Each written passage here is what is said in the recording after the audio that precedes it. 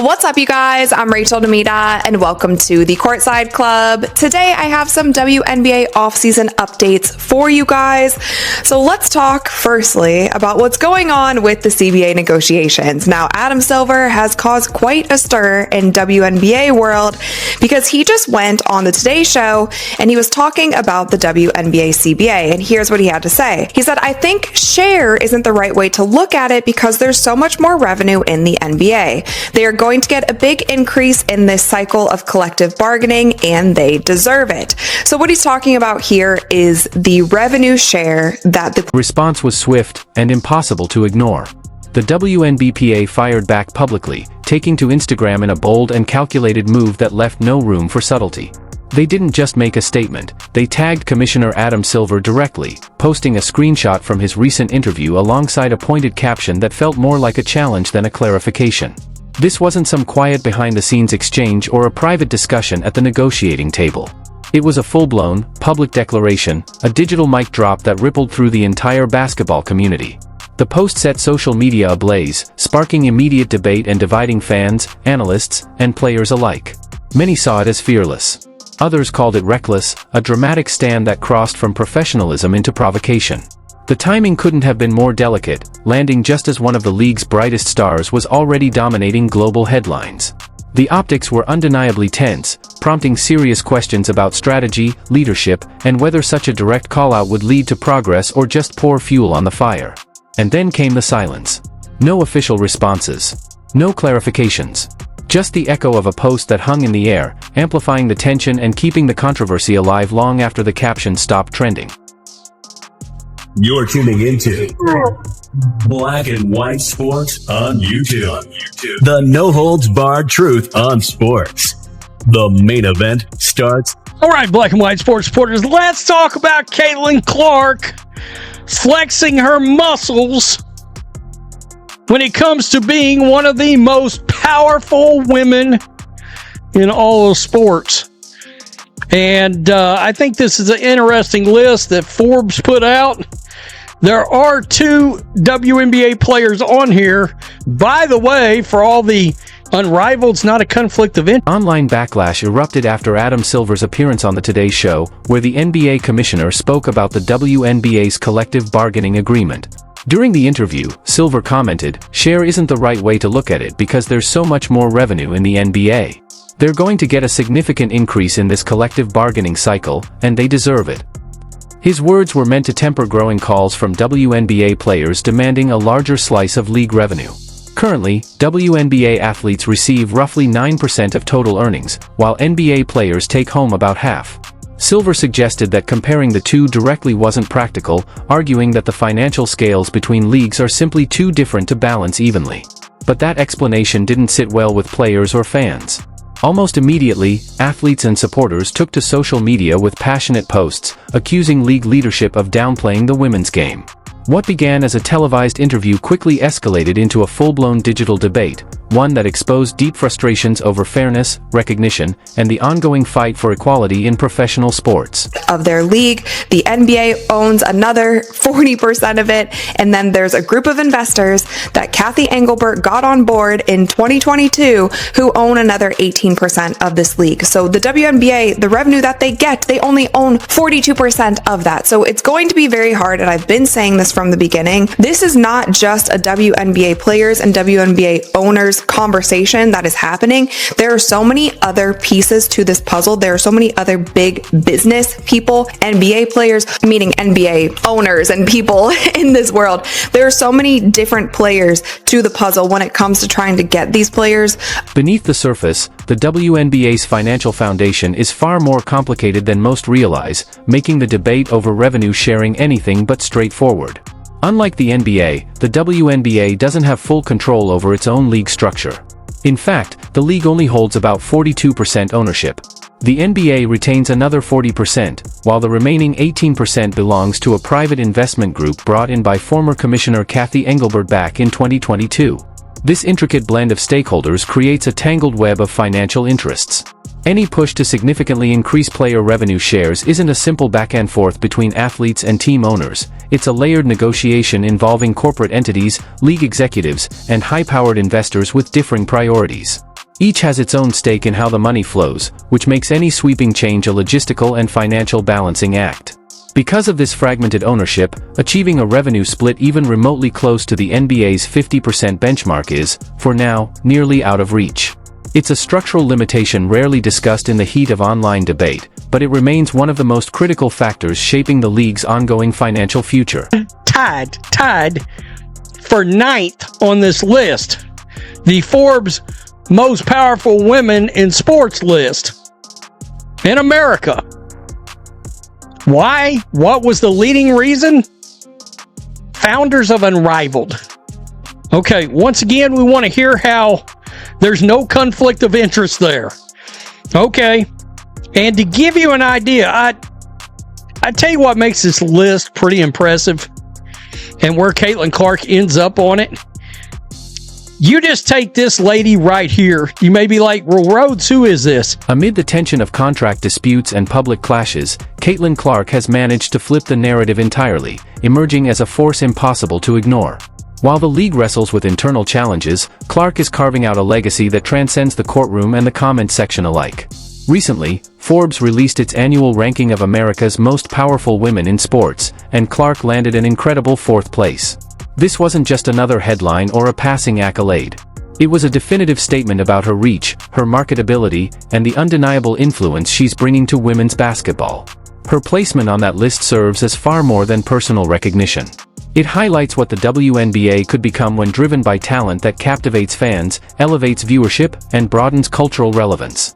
Even as the league navigates disputes behind closed doors, Clark's rising star continues to illuminate a future full of potential, one where the focus shifts from controversy to opportunity. And posted this in their Instagram story. You guys, I do not know what they think doing that will accomplish. You know how there's that meme where it's like 0 days of whatever? It's like 0 days of being a professional sports organization. Like, what does that do? What does that do? It's so similar to when they did the whole clapback thing and it was like, we call BS and we see you. It's like, I don't understand what posting this does besides stir up more drama. People are like, ooh, look at them. Look, it's like, no, we're acting like children. Should be acting like a professional organization. You have to work out these things at the... Forbes described Caitlin Clark as the spark that lit the flame behind the current explosion in women's sports, and it's hard to argue with that. In her rookie season alone, Clark is estimated to have earned around $8.1 million, thanks in large part to powerhouse endorsement deals with Nike, Wilson, and Gatorade. Those numbers don't just represent personal success, they mark a historic turning point in how female athletes are perceived and compensated. What Clark embodies goes far beyond basketball. She's become a cultural and commercial phenomenon, someone whose talent and charisma have captured audiences worldwide. Her influence stretches across industries, bridging the gap between sports and global entertainment in a way few athletes ever have. Landing at number 4 on a Forbes list that includes billionaire team owners from the NFL and NBA highlights just how extraordinary her impact is. Clark isn't merely competing for attention, she's redefining what's possible for women in professional sports. Her rise is fundamentally reshaping the financial and marketing landscape, setting a new benchmark for visibility, endorsement power, and long-term growth in women's athletics. With marketing rights in France, partnering with the Paris Musketeers of the European League of Football. I didn't even know there was such an animal. And he goes on to talk about her other work. Guys, when you're talking about NFL owners, in general, right there, you're talking about pretty much the most elite 32 in all of sports. Never mind NBA owners, none of that. And I understand they say, well, there's a combined value of $8.35 billion on the same. The Forbes ranking didn't just spotlight Caitlin Clark, it also highlighted several other power players shaping the future of women's basketball. Among them were Nafisa Collier and Brianna Stewart, who tied for 9th place thanks to their groundbreaking work as co-founders of Unrivaled, a new women's basketball league created to give athletes more visibility and financial opportunity. Aya Wilson, Dawn Staley, and Becky Hammon also earned spots on the list, each recognized for their extraordinary influence both on and off the court.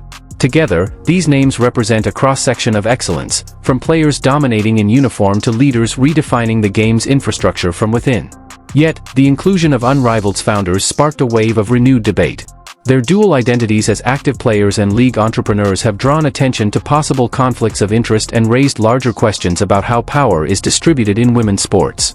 The Forbes list, in many ways, became more than a celebration of success. It evolved into a mirror reflecting the complex intersections of ambition, influence, and innovation that continue to shape the fast-changing world of women's prof. During all of this, and Alexa Filippo posted a screenshot from the article, and here was the statement that a WNBA spokesperson made. So they said, as the WNBA has stated repeatedly, we agreed with the players that they deserve to be paid more, and importantly, to participate in the success and growth of the league by sharing in revenue. The comprehensive proposal we've provided to the Players Association includes both significant guaranteed salary cap increases and substantial uncapped revenue sharing that enables players' salaries to grow as the league's business grows. And then a representative from the WNBPA said, when the players opted out a year ago, they made it clear that they wanted a salary. To truly understand the weight of Caitlin Clark's number 4 placement on the Forbes list, it helps to look at who she's ranked alongside. One of those names is Gayle Benson, the billionaire owner of the NFL's New Orleans Saints and the NBA's New Orleans Pelicans, whose combined franchises are worth more than $3 billion. Yet despite that immense financial power and institutional legacy, Clark, a first-year WNBA player, landed higher on the list. That contrast reveals something remarkable. Clark's influence isn't measured by the size of her bank account or the team she owns. It's rooted in her ability to move culture, shift perception, and draw unprecedented attention to women's sports. Her rise represents a new kind of power, not inherited through wealth or ownership, but earned through talent, relatability, and global impact. While figures like Benson symbolize long-standing dominance built over decades, Clark embodies a generational surge, one that challenges traditional hierarchies and redefines what influence looks like in modern sports. Her presence near the top of that list signals more than success, it marks a cultural shift. Caitlin Clark isn't just a basketball phenomenon, she's a transformative force reshaping the very fabric of American athletics. $9 billion. Because in the National Football League, you get a bidding war. So that's why when Caitlin Clark comes in as the 4th most powerful woman in sports,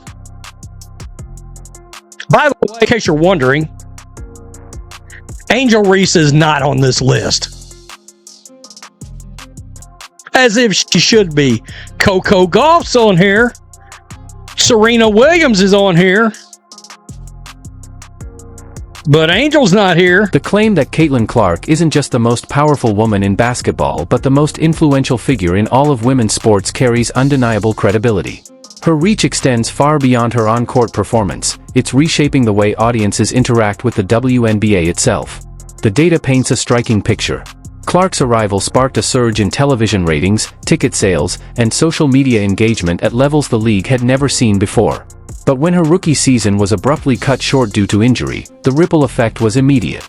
Reports indicated a sharp decline in viewership and fan engagement, a rare, quantifiable demonstration of how deeply her presence drives the league's momentum. That kind of influence is extraordinary. Even among icons like Serena Williams or Coco Gauff, both global superstars, few athletes have wielded such direct, measurable control over the visibility and vitality of an entire league.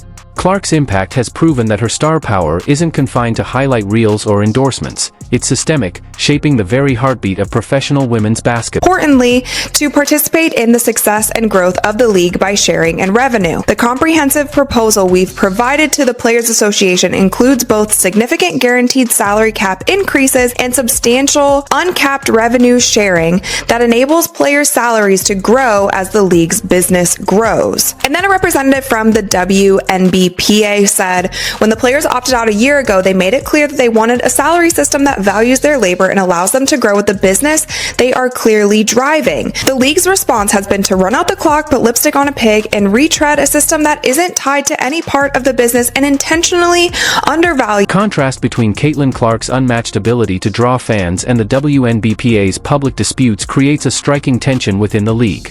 On one hand, the union is advocating for fairer revenue shares, a fight that rightly belongs at the negotiation table. On the other, airing these conflicts so publicly risks turning away the very audience Clark has spent her rookie season captivating. Clark's star power has become the league's most valuable asset, driving viewership, ticket sales, and media attention in ways previously unimaginable. The The WNBA's growth and long-term financial stability increasingly hinge on her presence. Yet ongoing public spats and social media confrontations threaten to overshadow that progress, casting a shadow over the league's efforts to expand and thrive. It's a precarious situation. The WNBA stands at a crossroads, where the potential for unprecedented growth collides with internal friction. How the league navigates this delicate balance, leveraging superstar influence while maintaining professional cohesion, may ultimately determine not just its financial trajectory, but the broader perception and future of women's professional basketball. Be quite honest. Caitlin Clark has turned her record-breaking college basketball career into early dominance in the WNBA.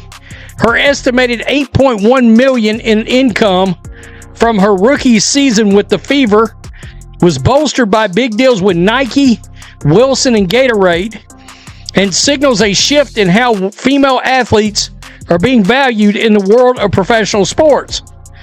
Last month, the Fever announced that Clark would be sidelined with an injury for the remainder of the WNBA season to focus on her recovery, but the injury doesn't change. WNBPA's explosive social media post, the WNBA fired back through an official spokesperson, delivering a pointed rebuttal.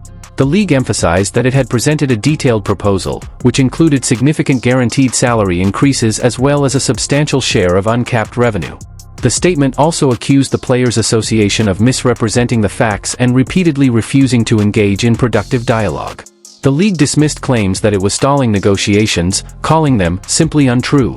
This exchange of public accusations revealed just how wide the divide had grown between the two sides, highlighting a serious breakdown in professional communication. With both parties firmly entrenched in their positions, the prospect of a swift resolution appears increasingly unlikely. What was already a complex negotiation has now been further complicated by public confrontations, making it clear that bridging the gap will require both careful diplomacy and renewed willingness to compromise. To Adam Silver, stick with me. They said it is incorrect and surprising that the Players Association is claiming that the WNBA has not offered an uncapped revenue sharing model that is directly tied to the league's performance. The comprehensive proposals we have made to the players include a revenue sharing component that would result in the players' compensation increasing as league revenue increases without any cap on the upside. It is frustrating and counterproductive for the union to be making misrepresentations about our proposals while also accusing the league of engaging in delay. That is simply not true. While we have delivered comprehensive proposals that seek an agreement, the WNBPA fired back with another pointed response, sharply criticizing the league's proposal as little more than lipstick on a pig. They argued that the system put forward was a recycled framework, untethered from any real business metrics, and deliberately undervalued the players' contributions. They directly referenced Adam Silver's earlier comments, emphasizing, "share isn't the word." It's not in their vocabulary, and accused league leadership of lacking both transparency and accountability.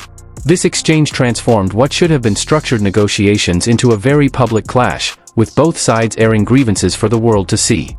Instead of advancing toward compromise, the conversation increasingly resembled a high-stakes war of words, frustrating fans who simply want to enjoy the game. The debate shifted from policy and collective bargaining to a spectacle of public shaming, broadcast across social media and mainstream outlets, turning the league's internal disputes into a global conversation about fairness, power, and respect in professional sports. Because that is the interest that she brings. I mean, we're talking about the kind of interest that Olympians bring. I mean, that's something. I don't think there's any argument here. I don't think there has been for a very long time.